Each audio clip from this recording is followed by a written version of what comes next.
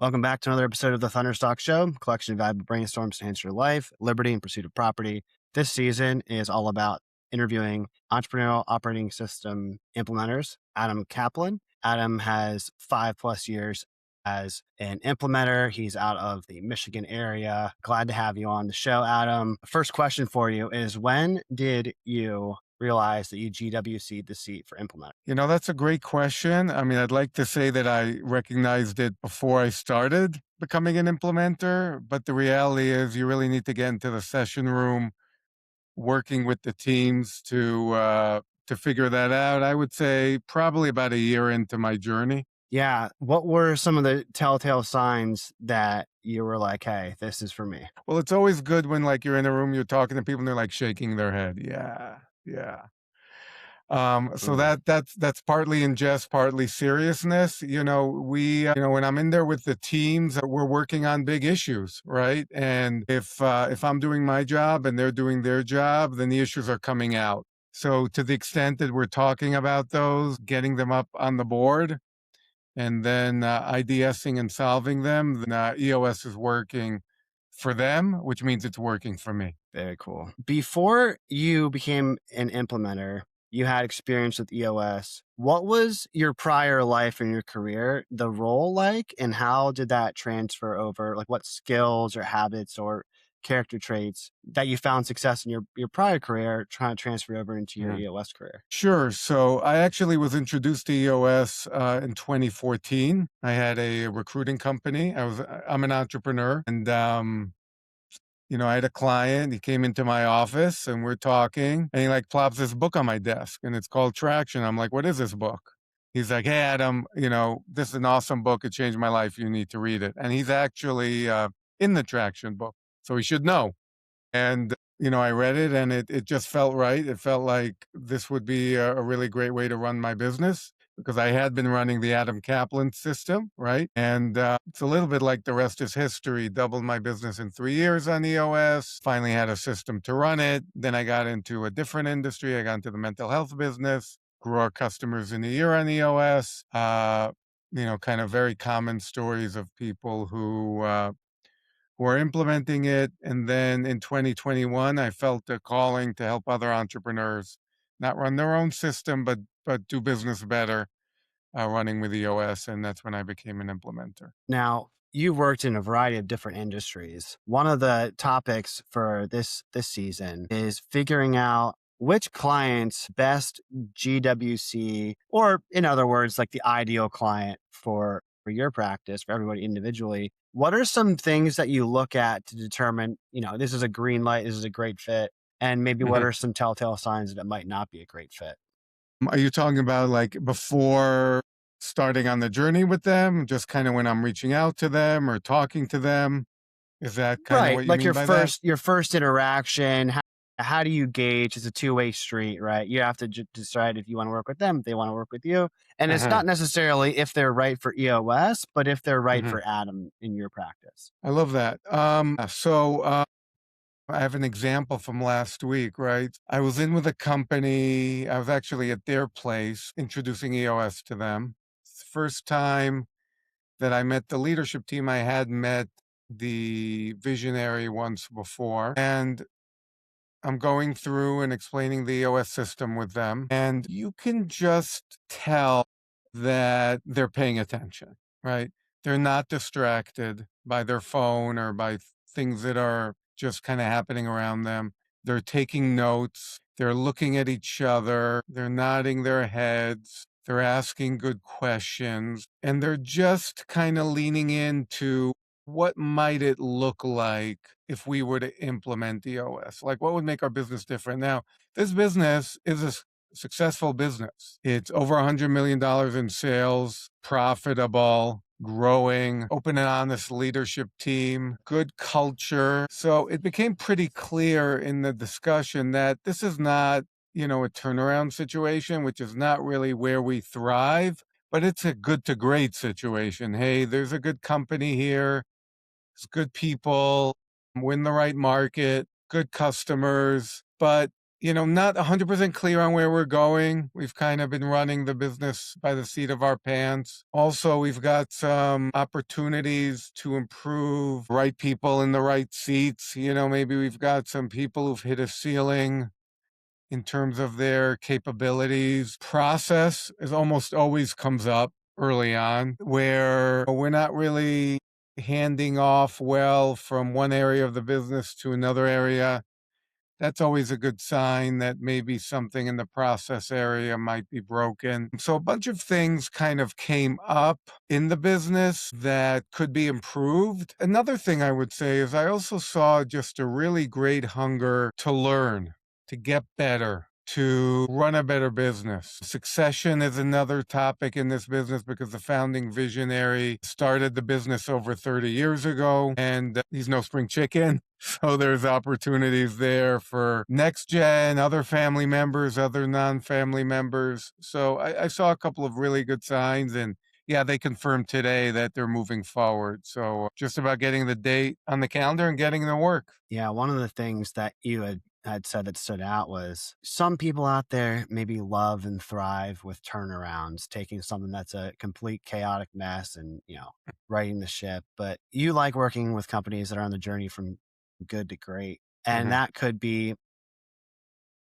a newer company or a founder that's gotten for 30 years. That Mhm. doesn't Right. matter so much. It's where are we going in the future? With that, that's a good segue into a next question. One of the other themes of this season is working on your business and not just in your business. You help folks work on their business every time you're in a session room. But what does working on your business look like for your own practice? And what are some of the goals you have for the year and for the quarter to really, live the EOS life and put your business in the direction that you help others put theirs in? Thank you. I love that. Yeah, we need to drink the Kool-Aid, right? I mean, we can't be out there. I mean, we shouldn't be. We could be, I guess, but we shouldn't be out there teaching EOS and teaching the tools when we're not living it, right? So start with the 5 foundational tools, VTO. Start with that, just being really clear on the vision. Where do I want to go? Where do I want to take this business? Who do I want to help?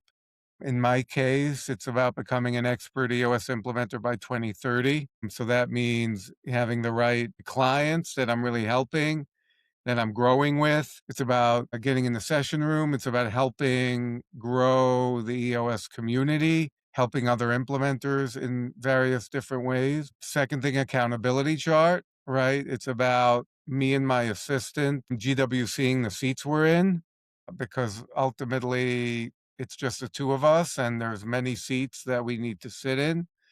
So trying to get really clear on what we need to do, what I should be doing, what she should be doing. Rocks and meeting pulse and scorecard, kind of the traction, tools, right? Having a great quarterly meeting for us every 90 days, setting good rocks, and having a level 10 meeting every week where I'm checking my numbers, make sure that I'm hitting my scorecard measurables, on track with my rocks. If they're not on track, getting them on the issues list right away, taking the to-dos, action items to get them back on track, right? It's about living the EOS life through implementing the tools in my business as well. Now, you mentioned making sure your rocks are on track. What are some of Yeah. the examples for your rocks? Yeah, so this quarter, for example, I had a rock to have 5 90-minute meetings with potential new candidates. I had some room in my calendar this quarter. Wanted to add some more teams. Got about a month to go. I've gotten 490s. I've identified uh,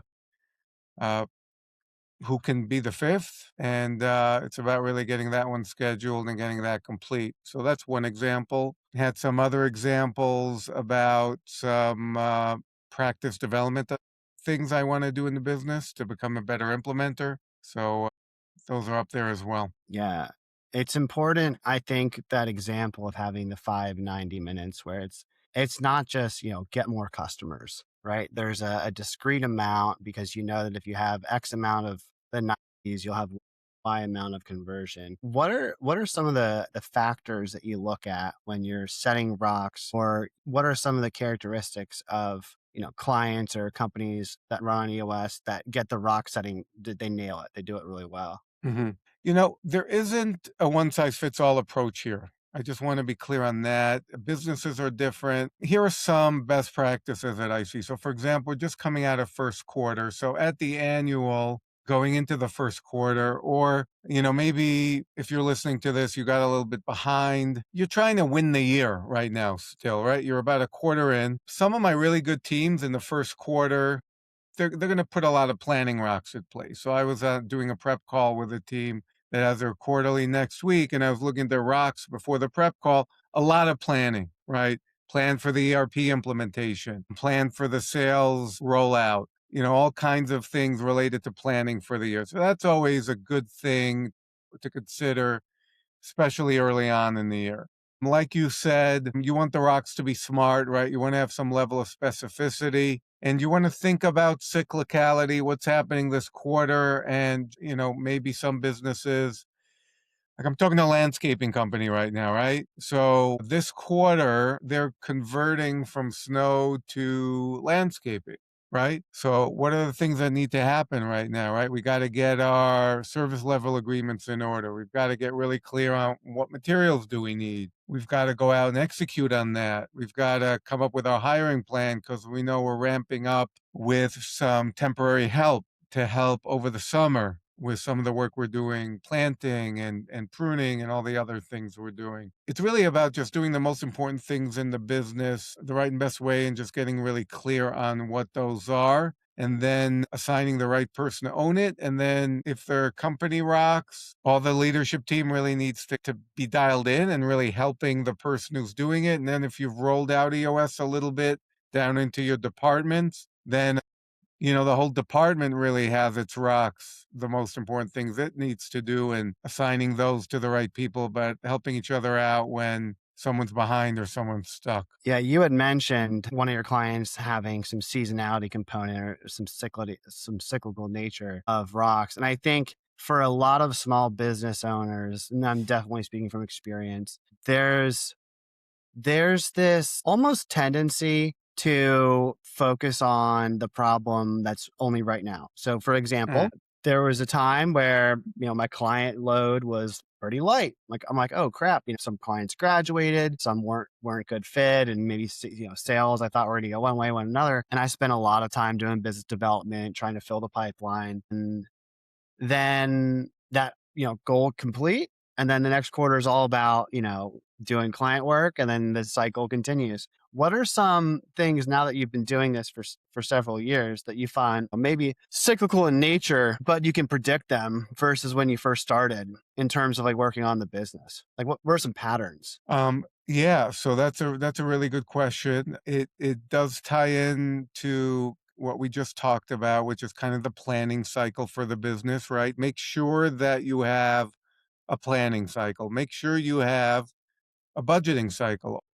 Successful businesses are good at budgeting, right? Because Mm, they're good at understanding what needs to come when, and how is this business that I'm going into the next year looking compared to last year? What are some of the things I need to look at? What are some of the variances over the prior year? Are they recurring? Is this a pattern of overall business strengths or business weakness? So it's really about just getting smarter and better about what needs to happen at what time. Like there's a season for everything, and there's an unlimited array of options in terms of what you can do. Becoming really good working on your business and becoming really good at EOS is really figuring out like what's important now.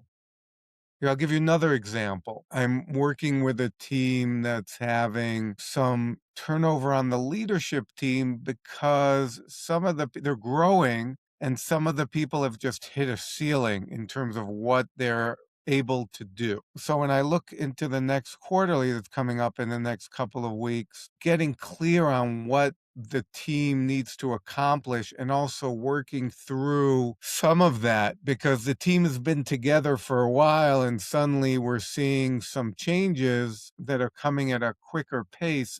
It could be hard on the team. Change can be really scary, right? So we need to be open and honest in how we process what's going on. Like, why is this happening now? What does the business need? Where are we going in the company? And let's just be really open and honest about questions that we might have on it, right? Like, if people are concerned about their own hitting the ceiling, then let's really talk about it. Let's get ahead of it, right? Do we need some more training? Are there some things that we can do to Hmm. get better? Because oftentimes education is a gap that we can fill. Or is it more of a W in GWC? You know, is it that the business has gotten bigger, it's more complex? I'm just not really having fun anymore. Like, I want to go Oh back my to what gosh. I did before. There's a really good story about that in Get a Grip, one of the books in the Traction library, of one of the team members, the director of ops, just kind of hitting a ceiling in his role and just stepping off the leadership team into a role that's a much better fit. Win-win for everybody. Well, I think you just raised a really important point when it comes to working on your business. I had a client recently that they set Q1 rocks that were ambitious and, hit or exceeded, but then the ceiling was hit because, yeah, that's great that the goals were met, the company is growing and a lot of activity and revenue generating stuff.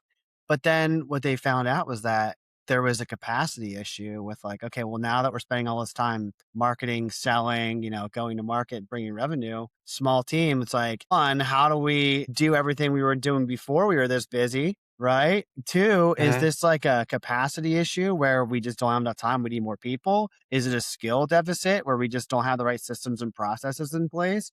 So there's always going to be a ceiling. mhm. I think is one of the things that I'm getting from your experience and the cyclical nature. It's just, how do you identify what the actual issue is with the ceiling, right? So you can get to the next ceiling the next quarter and so on and so forth. It's like, be careful what you wish for. You might just get it. Right.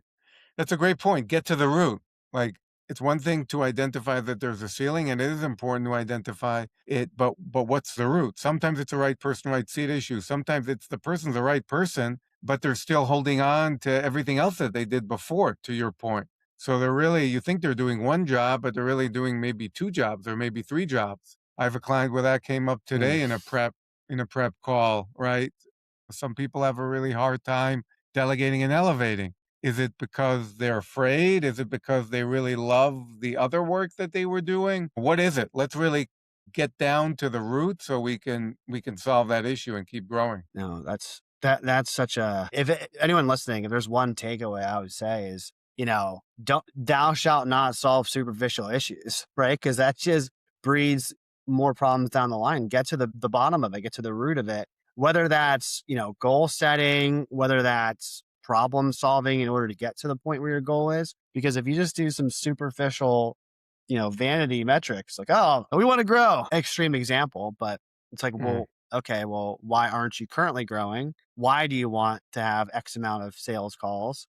What will that change in your business if you finally get them? Those kind of questions need to be happening. No, Ross, that's hold great. on one second. Can you Well, pause this for a Adam, sec? Can you just pause this for a quick sec? we can edit it. Yeah, we'll edit. Okay, just hold on one second. I love your dad. Bless him with, 120. He's a funny guy. He's got all his cards. It's good having him in the chair. Thank you for bringing him Oh, you're here. welcome. But he did well. I put a post. I mean, Oh, you're already done. I done. I put a post in. I mean, Okay. I'm trying to make it last. Okay. All right. Okay. But he's good. Okay, wow, it's all done. All right, I'm finishing up this call now. I'll come in and grab him. Okay, but he's a good guy. All You right. know what? You're a Thanks, very lucky doctor. man. Thank you. Thanks for coming out. I was going to come in a minute, but thank you And for he's coming out. lucky to have you for a Oh, son. thank you so He was much. telling me, he says, "Oh, it was a Seder." I Oh, said, "Really?" I said, "Mine took about 3, but when I really do it, I do a half an hour in the beginning and a half an hour at the end, and the middle is the meal, and it takes about an hour." thanks. Right. Thanks a lot. I'll see you in a minute. I had to take my dad to the dentist for an emergency procedure here. So the dentist just came out to the car. So sorry No, about no that. worries. Cool. Yeah, I'll make a signal to the editor. We'll cut, and then I'll just ask you, where can people connect? Then we'll wrap. sure. Okay. Okay, let's do that. So, Yep. cut. Adam, one last question before our time is up, and it's not super deep. Where can people find you online and connect? Sure. Again, my name's Adam Kaplan. You can find me at hold Hold on one sec. Hold on. Sorry, we're gonna have to cut this one more time. Okay, I need to get it. All right. Yeah. Okay. This is very interesting. I've never done something like this before. Okay. Do the cut thing again, please. One more time. Adam, one last question, not super deep, but that is, where can people find you online and connect? Sure. You can reach out to me at adam.kaplan, adam.kaplan at eosworldwide.com, or just search Adam Kaplan EOS Implementer on your favorite browser or AI and find me and reach out. Very good. Well, thank you, Adam, and thank you everyone for listening. Until next time, everyone be well.